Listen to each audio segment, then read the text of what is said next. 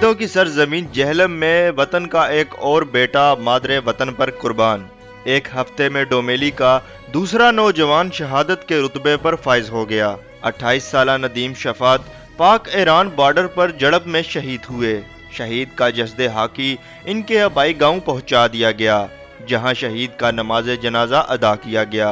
शहीद को पूरे फौजी एजाज के साथ सुपुर्द हाक किया गया।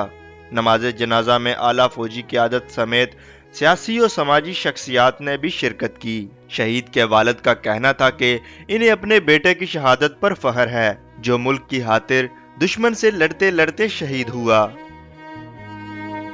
शहीद नदीम शफात का ताल्लुक 71 पंजाब यूनिट से था। Najaf Shahzad, news alert, Jhelum.